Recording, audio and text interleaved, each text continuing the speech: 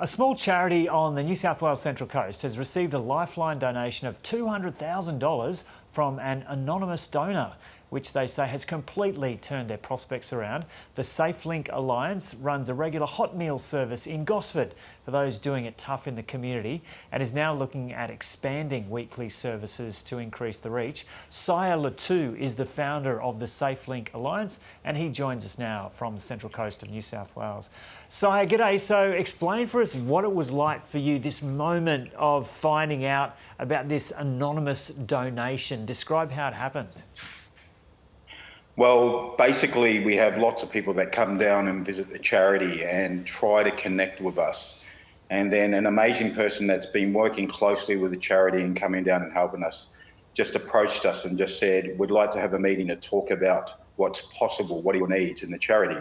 We talked about a van, we talked about running on minimal funds.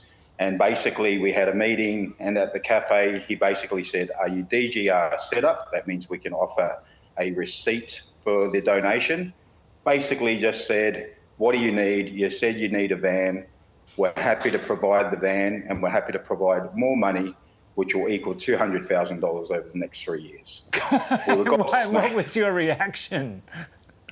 I actually had my treasurer with me, and basically we looked at each other and we were blown away. At a time where services are increasing, the needs are so much across the coast at the moment. We're feeding up to 80 people on a Monday night, all ages.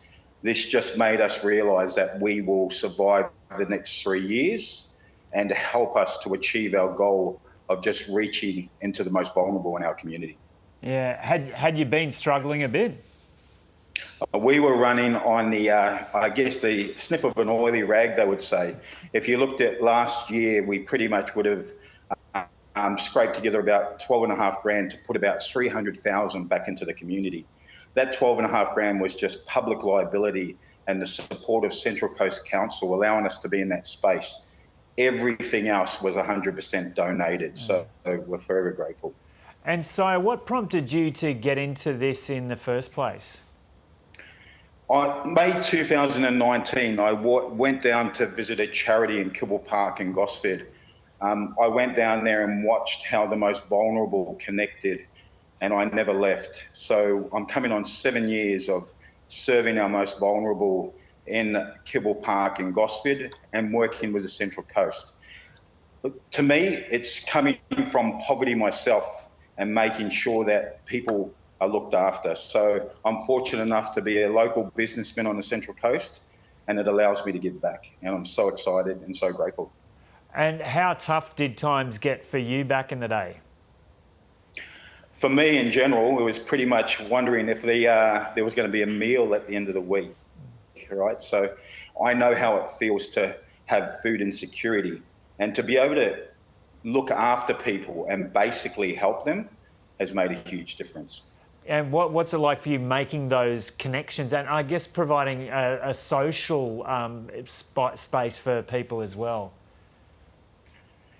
The biggest thing is we had Central Coast Health come down and offer vaccinations or talk about vaccinations last night.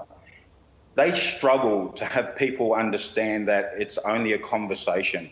Because we create those conversations over donated food and sharing through the kindness of our volunteers, we find we get that further connection with people.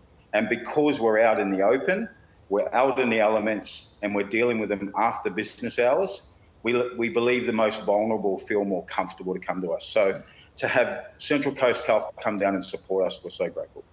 And have you noticed an increase in demand for your services at all? We've gone from 30 to 50 to now 80.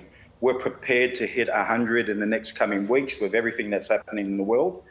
And we have so many people around us. We've got great services that we connect with. And we basically are all prepared. For me to hit triple digits in a 2-hour space with the volunteers that we have, we're prepared and ready.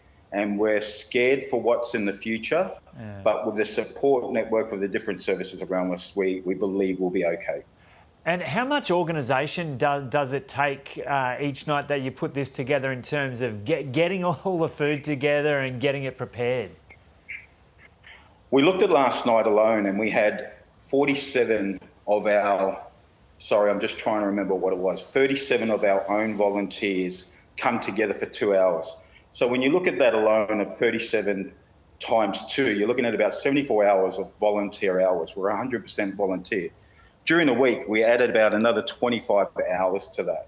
So when you look at all that together, you're looking at about 60-something hours that come together, not included of the other 4 services that come down with us. So we're looking at anywhere up to 90 hours to 100 hours of volunteer time, not including the donation of food, the community, the services and everything else. And what's your dream now with the charity after this kind of big donation that came out of the blue? Well, right now we're talking to multiple businesses that would like to sort of work with us, and having a van that's very important. With that van, we plan to prepare for further outreach services and go further out into community. We allow them to come to us. Now we're working with other services to go into the places of need, which we're very excited about.